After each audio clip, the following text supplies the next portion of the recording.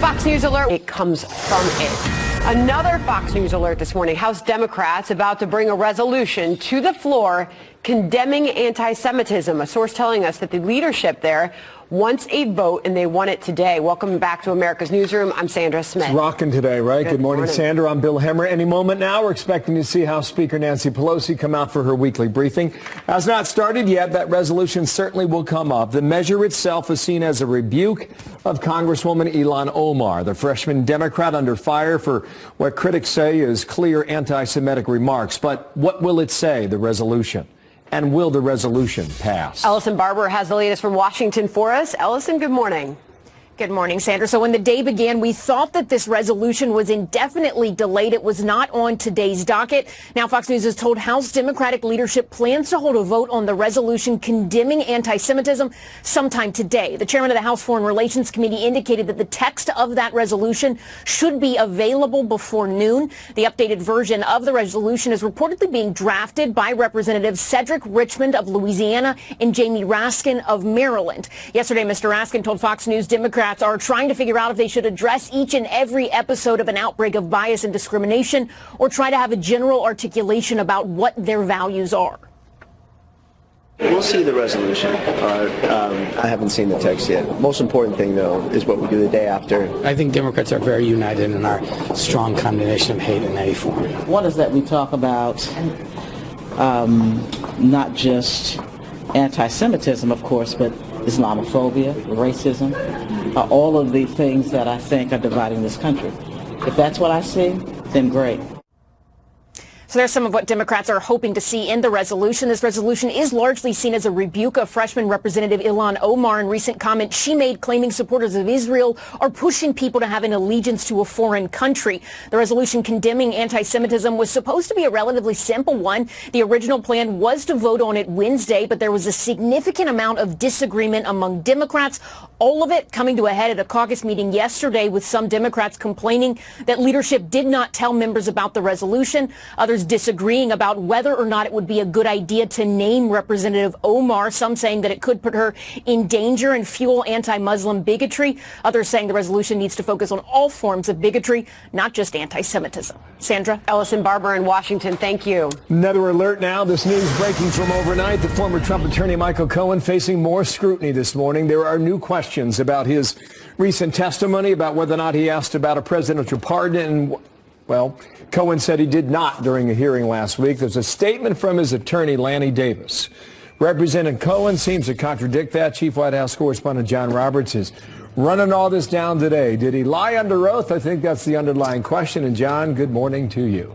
Well, I don't think, Bill, we can make that determination, but we can say that at the very least there appears to be a huge inconsistency between what Michael Cohen told the House Judiciary Committee last week and what actually happened. At that hearing last Wednesday, Michael Cohen said very clearly that he never entertained the idea of a pardon by the president, nor would he. Let's listen to that part of his testimony right now. I have never asked for, nor would I accept, a pardon from President Trump. Tuesday of this week, we learned that Cohen's former attorney, Stephen Ryan, who you see there pictured on the left beside Cohen, had in fact approached President Trump's legal team, including Rudy Giuliani, about the possibility of a pardon. This was after the FBI raided Cohen's home offices, etc. And today, this statement from Cohen's spokesman, Lanny Davis, clarifying what Cohen told the committee last week prior to Michael Cohen's decision to leave the Joint Defense Group and tell the truth on July 2nd, 2018. Michael was open to the ongoing dangling of a possible pardon by Trump representatives privately and in the media. During that time, he directed his attorney, that would be Stephen Ryan, to explore possibilities of a pardon at one point with Trump lawyer Rudy Giuliani, as well as other lawyers advising President Trump. But after July 2nd, 2018, Mr. Cohen authorized me as a new lawyer to say publicly Mr. Cohen would never accept a pardon from President Trump, even if offered. That continues to be the case. And his statement at the oversight hearing was true and consistent with his post-Joint Defense Agreement commitment to tell the truth. Now, Rudy Giuliani would not confirm whether Stephen Ryan had approached him about a pardon, but Rudy did tell Fox News that whenever they are asked about a pardon by any attorney or individual, they give the following standard answer, quote, The president has said he will not consider any pardons now. Of course, that doesn't mean that he in any way is diminishing his constitutional power to make those decisions in the future. I mean, clearly here, Bill, there is a lot of parsing going on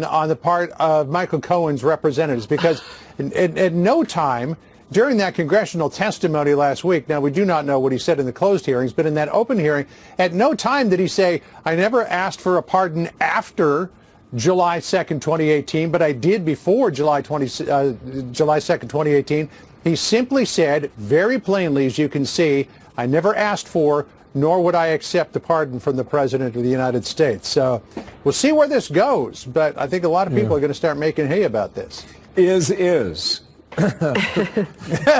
What is the definition of? You know that. Thank you, John Roberts from the North Lawn. Nice to see you. Here's Sandra with more. For more on all this, let's bring in Brett Baer, anchor of Special Report. Brett, good morning to you. Hey, Sandra, good morning. Jump in here on what we know and what we don't know, but at the very least, he contradicted his testimony if indeed he asked his lawyer to inquire about a pardon. Yeah, I'm with John. I don't think we can make the determination, but clearly lawmakers on Capitol Hill are. Senator Kennedy from Louisiana saying that Cohen lied like a dog, in terminology that Kennedy can only deliver in his way. Obviously, there is this, whether he asked for a pardon or not. There's also, did he want a White House job or not? And I think you've seen sound bites previously that contradict that. Clearly, there are contradictions in his testimony, and whether they reach the level of lying under oath, I think, is for whether that gets moved on to a criminal situation as far as testimony under oath. John Roberts ended his reports with, we'll see where all this goes, but perhaps a whole lot of folks are going to start to make some hay of this. You think that's going to happen? It's possible. He obviously spent a lot of time behind closed doors yesterday. Republicans want that testimony out in the public. They feel that Democrats have been kind of coaching Michael Cohen, and there are some allegations about that. What he brings to the table for the investigations that Democrats are moving forward with, Adam Schiff described it as very helpful. I think that his testimony is going to come under scrutiny, and who knows, may get referred to the Department of Justice. Brett, now I've got to ask you about the DNC rejecting Fox News as a debate host for 2020. They are citing ties to the president. What more can you tell us this morning? Well, it's their decision. It is disappointing, obviously. We have a long track record of being tough but fair in debates. Chris Wallace obviously was lauded for his general election debate last cycle. 3 years ago today, I did a town hall, moderated a town hall with Secretary Clinton and Senator Sanders in Michigan. Both campaigns said that they thought it was very fair, tough but fair. Sanders went on to win Michigan a few days later. I think all of our programs on the news side have Democrats on in, as yours does, in many different settings to ask questions that I think our viewers, who are very large in number, could benefit from. So we're disappointed, obviously. We hope they reconsider, and there's a statement from Bill Salmon, the managing editor and VP. There is indeed, and we'll get to that maybe a bit later, but for now, Nancy Pelosi speaking. We're going to get to that. Best debate team in the business, Brett Baer. We'll see you tonight at 6 o'clock. Thank you, sir. See you, sir. It's not over yet. That's what I'll say. Thank you, Brett. Nancy Pelosi on Elon Omar. On that just recently, when I was a week and a half ago or so at the Munich conference and then in Brussels for the NATO meetings, at every meeting, at every level, at the highest levels, our delegation impressed upon our European allies the importance of fighting anti-Semitism in our countries. This is well before the Elon statement that emerged this weekend. But when it did, it was important for me to speak to the member first before we would proceed. She was in Africa. After I spoke to her, members had different tacks they wanted to take, some their individual statements, some thinking we should have a resolution. I thought the resolution should be enlarge the issue to anti-Semitism, anti-Islamophobia, etc., anti-white supremacist. And that it should not mention her name, and that's what we're working on, something that is one resolution addressing these forms of hatred, not mentioning her name, because it's not about her. It's about these forms of hatred. To that end, she hasn't apologized. Does she need to apologize? Well, then she may need to explain that she did not. It's up to her to explain, but I do not believe that she understood the full weight of the words. As I say, when you're an advocate out there, as I was, so I appreciate all the enthusiasm that comes into our Congress. I've told you that before. That was me pushing a stroller and carrying those signs. So I understand how advocates come in with their enthusiasms. But when you cross that threshold into Congress, your words weigh much more than when you're shouting at somebody outside. And I feel confident that her words were not based on any anti-Semitic attitude, but that she didn't have a full appreciation of how they landed on other people, where these words have a history and a cultural impact that may have been unknown to her. Madam Speaker, thank you. And to that end, I know... Did I call on him? Did you hear me call on him? You sure looked at me, so that's right. Thank you. Does that count? Okay, go ahead. That was my question for you. But thank you. There was concern about motions to recommit that your side has had, and I know how important H.R. 1 is to your side, and that if you didn't address this right away, that could be the motion to recommit and try to undercut what happened with the firearms bill last week and so on and so forth. So was that part of the decision to go ahead at this point and get this done? Explain why. No. The Republicans will never fail to have their xenophobic motions to recommit, as they did last week. It doesn't matter whether we have a resolution or not. So this has nothing to do with that. This has to do with I see everything as an opportunity. This is an opportunity once again to declare strongest possible opposition to anti-Semitism, anti-Muslim statements, anti-white supremacist attitudes. The president may think they're good people on both sides. We don't share that view. So it has nothing to do with that. However, I do grant you that the Republicans will try to put these kinds of statements in their motions to recommit. But that's housekeeping. That's not policy making. Yes, ma'am. Yes, sir. Obviously, Leader McConnell was very opposed to H.R. 1. Yesterday, he said, I believe we can actually win elections against people who vote for this. Do you think H.R. 1 puts any pressure on some of your members in purple districts? No. In fact, many of the members in the purple districts are the ones who are the strongest proponents. So we've got the news on Ilhan Omar. There will be a resolution that we should see a bit later today. Haven't seen the text, but it will not mention Ilhan Omar by name.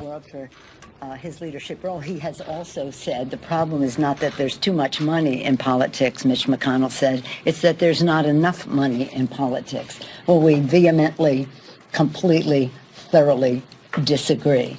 But it's about money in politics and what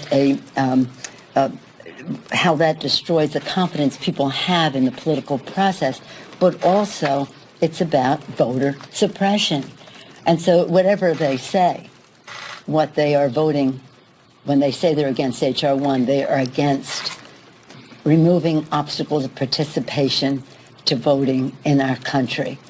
How do you explain that to our founders?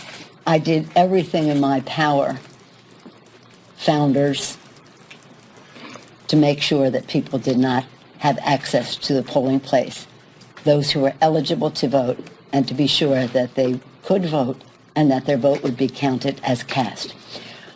I don't know if you were here when I announced my Too Hot to Handle Club. I think it was last week. We just have to make some of these issues too hot to handle in the public. The shutdown of government was too hot to handle. When we long ago passed the Violence Against Women Act, which is coming up again, we made it too hot to handle because the Republicans would not bring it up in the House. So along the way, the public weighing in on this, overwhelmingly the public supports removing voter suppression, lowering the role of big, dark, special interest money in politics, and again, respecting the rights of those who are eligible to vote and have it be counted as cast. Thank you. Madam Speaker, the House launched investigations on Trump. What kind of evidence does the House right now have on Trump to launch all these investigations on him? And couldn't this possibly be an overreach and essentially... No, this is our constitutional responsibility to have oversight over the executive branch. And the evidence that they will have is what they will gather doing the oversight, bringing truth to the American people. I salute the committee for the action that they have taken. If we were not to exercise oversight over the executive branch, we would be delinquent in our duties. Madam Speaker, we're currently operating under extraordinary measures because we've reached the deadline for the debt limit. What's the current plan to either raise or extend the debt limit? And are these I think we have a few more days for that, don't we? Isn't it end of April? Extraordinary measures right now. Well, according to the Secretary of the Treasury, those extraordinary measures will go until September or October. Let us hope that long before that we will have lifted. Does that mean it's not an urgent problem? It doesn't mean it isn't urgent. It just means that we have to address it. Everything is urgent here, right? This is urgent, but everything is also an opportunity to have a giant civics lesson for America as to what the role is of government, of each of the branches of government, and the extraordinary nature of the president usurping the constitutional powers of the legislative branch, Article 1, immediately following the preamble. And that's why we were so pleased that we were able to succeed in passing that legislation. Oh, did I mention that? Under the leadership of Joaquin Castro. And now it's in the Senate where the senators are asking the president to withdraw his extraordinary usurpation of the Constitution of the United States. Speaker, Thank you. Address the dangers of policing speech. You have spoken Couple about things here now. On Omar and the resolution, let's just see if there's another answer. Used an expletive to describe the president. Earlier this year, when one of your members used an expletive to describe the president, you said you weren't going to be policing speech. And I wondered if you could talk about the wisdom of, or the dangers of policing the speech of your members. Well, we're not policing the speech of our members. We are condemning anti-Semitism, anti-Islamophobia, and we are condemning white supremacy.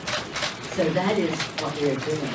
And anybody who engages in that kind of speech, we will condemn. People using expletives, go up here and say and use expletives.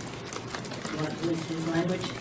I'm more concerned about what he does to hurt children at the border, I know it's really hard to hear at home, but we've got it cranked up in here. The question is about Rashida Tlaib dropping the F word earlier on about an impeachment process against the president. And we're just trying to hear here the speaker's answer there. All right, three big topics here, Sandra. One on the resolution. Quote, I don't believe she understands the full weight of her words as a member of Congress. Says she's not anti-Semitic. And with regard to the investigation, the White House calls it a constitutional obligation, and she salutes the Oversight Committee going want to get quickly now to Congressman Chris Stewart. He's been standing by. Congressman, you've been listening to that. Your reaction to the speaker's words there, specifically responding to Representative Omar. Yeah, look, this is simple. This is not hard at all. Of course her comments were anti-Semitic. Of course she understood that, and they were deeply offensive. And Republicans have been quick to condemn and to hold accountable some members of our conference who have said some things were offensive, such as this. I led on that. I asked that one of them actually resign. It's not asking too much for the leader and the leadership within the Democratic Party to do the same thing. Again, this isn't difficult. This should be very simple. We should have done this days ago. So we know that they're going to try to bring this to a vote as soon as possible. You heard from the speaker there. What that's going to look like is a question now. It was supposed to be about anti-Semitism. Then we heard that it was going to be reconfigured to be more of an anti-hate message. What Pelosi just said there is the resolution is, quote, not about her. It's about these forms of hatred. What does that mean this resolution is actually going to look like, Congressman? Well, I would respectfully disagree with the Speaker. Of course it's about her. When I say her, I mean Representative Omar. Of course it's about her and the comments that she made. That's what started this conversation. That's what started this piece of legislation. But frankly, the Democratic Party just isn't willing to take a stand on this. And if I were a member of the Jewish community, I would look at this and I'd say, what in the world is going on with my Democratic Party that they're not willing to condemn what is not just one or two episodes of this type of anti-Semitic behavior and comments, but multiple episodes of it. And why can't we just take a stand on this? It's not hard to do. How would you summarize what you are seeing happening on the left when it comes to what some are describing as a revolt against the Speaker, Nancy Pelosi, and some of these younger freshman members of Congress? Well, what we're seeing is a battle for the heart and soul of the future of the Democratic Party. And Ms. Pelosi represents one wing of that, and these new young progressives represent a very, very different vision. I mean, they call themselves socialists. They mean that when they say that. They talk about policies that most Americans absolutely shake their head at. You have to believe in unicorns to accept the Green New Deal as some realistic policy. It would alter our way of life forever. It would condemn our children to a future of poverty, and yet many of them are serious about these policies. 70, 80, 90% tax brackets. These are the types of things that these young people are proponents of, and Ms. Pelosi, I think, frankly, doesn't know how to deal with it because so many of the base feels the same way. We're running out of time here, Congressman Chris Stewart. We appreciate you standing by on that. Nancy Pelosi, it's not about her. She may need to explain what she meant, is what she just said. So this story continues. Congressman, thank you. Thank you. In a stunning reversal, all the federal charges have been dropped against former Congressman Aaron Schock, slamming a corruption case against him, blaming the whole ordeal on politics. They charged me with 24 felonies, 80 to 100 years in prison. And we knew that it was a fictitious case. And in the absence of a crime, he then attempted to try and manufacture crime. That's Aaron Schock now, who might be in a state of shock as federal prosecutors drop 24 charges against the former Illinois congressman. Aaron Schock's in studio now. Good morning to you. Good morning, Bill. Good to be with you. How did this happen? Well, simply put, it's what happens when a local prosecutor, a federal prosecutor, is allowed to use the full weight of the federal government unchecked. This man saw me as his ticket to stardom, used 30 federal agents, 2 grand juries, subpoenaed over 100 witnesses, and I'm a 33-year-old, single guy with a couple of business transactions, and he spent 2 years turning my life upside down, and in the absence of a crime, worked to create so I've heard you mention against that. me. So you say you made mistakes, but mistakes are not crimes. Right. Explain that. Well, look, they audited $20 million of transactions, and they have asked me to repay $68,000 to settle this. And I said from day one, we were not perfect. I could have done a better job of overseeing the back office functions of my office, but because there were mistakes made in the filing of different financial transactions does not mean it was purposeful by my staff or by me. And I can assure you, you audit 20 million transactions in anyone, you're going to find some mistakes. So you're 37 years old now, so here we are 4 years down the road. I remember when we went to Congress, you kind of stuck out. Well, I was the youngest one. Well, you dressed your office like it was Downton Abbey, and I just wonder if you made yourself a target of first, sorts. I've never seen the show, so that was a completely fictitious headline that the Washington Post ran, and everybody's repeated it since then. I did letter paint it red. I did go on Men's Health magazine. I did have an active social media account that set me apart. I would say some of those things allowed me to do things that other members of Congress couldn't do either, because I had a profile beyond just your average congressman. But yes, it did make me a target for political opponents who said, hey, here's a rising Republican star, I want to bring him down. In light of all this, you hear all those within the Trump orbit coming on TV, Carter Page, Michael Caputo. Right. And what they do is their case is that they've been railroaded by a federal government. That's cost them hundreds of thousands of dollars, if not millions of dollars in defense fees. Right. I would imagine you can relate to that at this point. Millions of dollars. And frankly, that's really the unwritten story here, is but for my lead attorney, George Terwilliger, and his firm of McGuire Woods, believing in my innocence from day one 4 years ago, and sticking with me through this, through the slog of 4 years, 3 different federal prosecutors, 3 different federal judges, until somebody in the Justice Department did the right thing. The federal prosecutors in Chicago finally disposed of it. But you still have to pay $42,000 to the IRS? $68,000 of congressional campaign fund? Are those numbers right? It's $68,000 I have to pay. $40,000 is what they're claiming is unclaimed income, Okay, so I'll pay some. Here's what I'm trying to understand. Yeah. If the 24 charges are dropped, which is, it's stunning to hear that. Right. But why do you have to pay anything if you're innocent? Because we've said I made mistakes, that my office made mistakes, and that I want to make restitution for it. So in other words, they audited 1,078 plane flights over 8 years.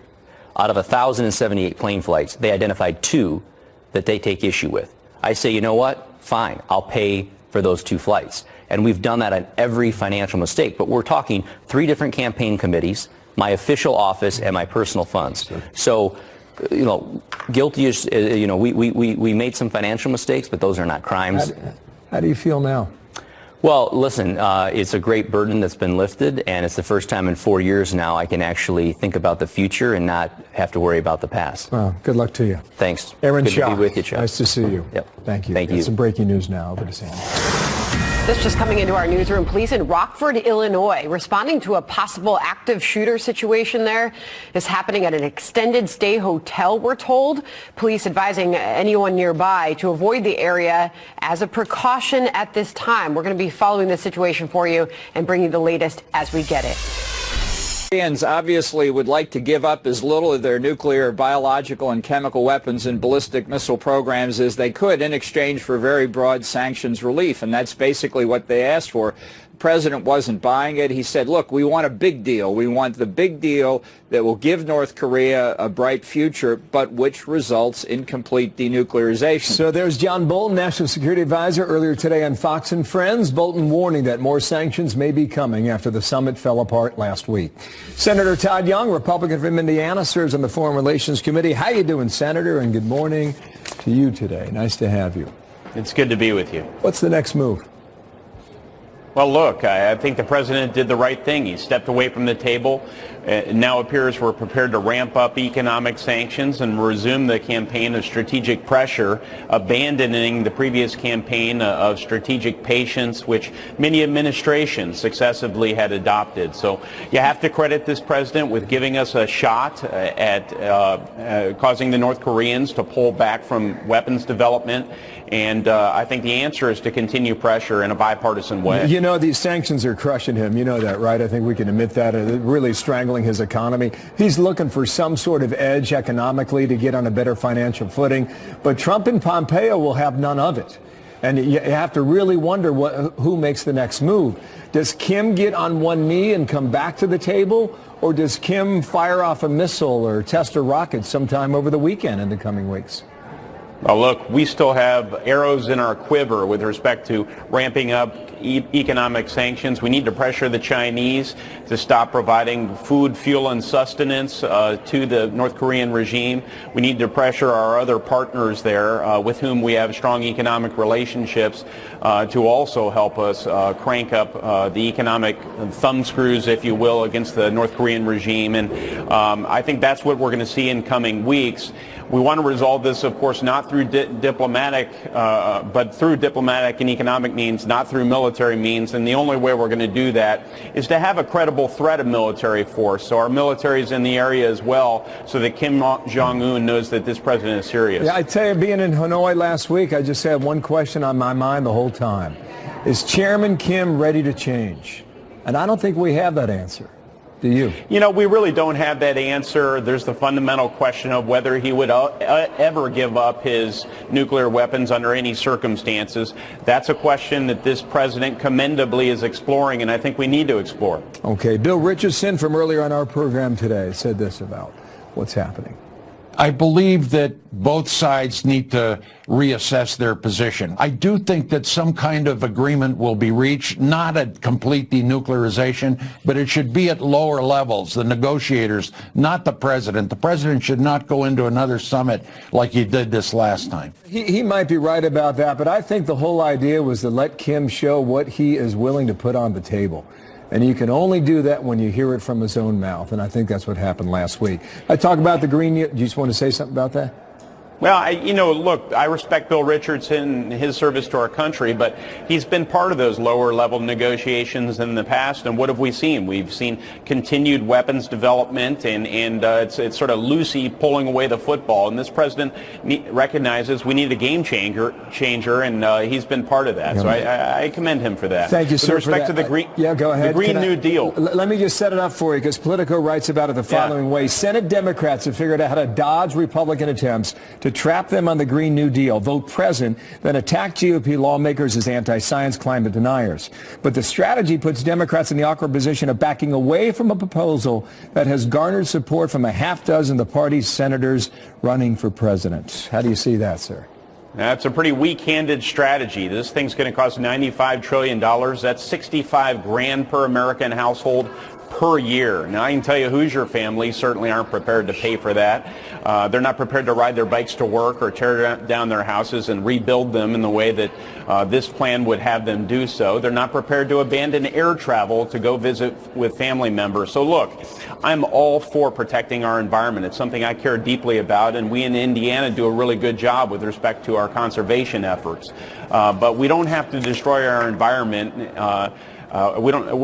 through this sort of big government program. We can protect our environment, keep this economy moving, which we've been able to do under Republican leadership here in Washington, and I want to be part of that moving forward. Thank you, sir. Senator Todd Young from Indiana. Nice to have you back on the program. Thank you. Yeah, thanks so much, Bill. Sandra, what's next? All right, I want to get to this breaking news right now. We told you just a few moments ago that there was a possible active shooter situation in northern Illinois. Police in Rockford said that they will be briefing reporters. The Rockford Police Department just putting out a few moments ago that they would be speaking to reporters, and that'll be happening at about 7 minutes from now, 10:45 local, 11:45 Eastern time. The media staging for that. This is what we know about it so far. The RPD officers are on the scene investigating what they're calling an active shooter situation at a hotel. It's an extended stay hotel there. If you can picture Rockford, Illinois, Winnebago County, it's about 80, 90 miles northwest of Chicago. That's a suburb of Chicago. So we're waiting on any further update on the situation. This is all we know at this time, but they are calling it an active shooter situation. So on the ground in Rockford, Illinois, we'll get a press conference in a few moments here. Any news from that, we will bring that to you. Meanwhile, moments ago, we heard from Speaker Pelosi and Congresswoman Ilhan Omar. The House getting set to take a vote on anti-Semitism resolution later today, but is it going to be strong enough? That's the big question. Will it mention Congresswoman Omar by name? And will she keep her spot on the House Foreign Affairs Committee? RNC Chairwoman Ronna McDaniel will be here to weigh in next. At some point, the Democrats will hope that it goes away, but I think it won't go away. And eventually they'll have to vote to, at a minimum, rebuke her, and at a maximum take her off the Foreign Relations Committee. The story, Rockford, Illinois, up near the Wisconsin border, an active shooter situation possibly. Police in Rockford say they're going to brief reporters in a moment from now, so we're watching for that.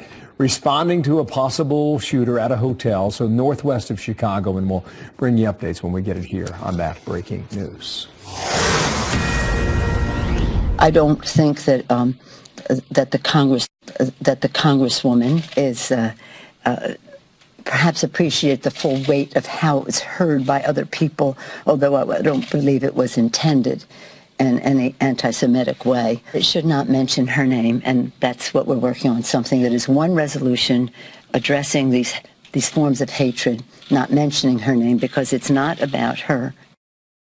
Well, House Democrats introducing an anti-Semitism resolution that should be happening shortly on the House floor, and potentially call for a vote on it today. Joining us now, Ronna McDaniel, RNC Chairwoman. She's been watching all of this unfold this morning. Your thoughts first on what you're seeing happen in the House with this potential resolution going up today.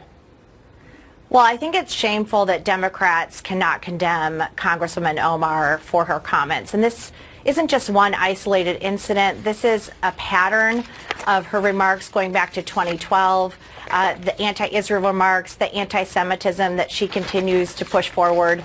But more concerning to me, Sandra, is the Democrat Party, by allowing her to stay on the Foreign Affairs Committee, by refusing to name her in this resolution, is saying this type of mentality, this type of thought process is allowed in our party.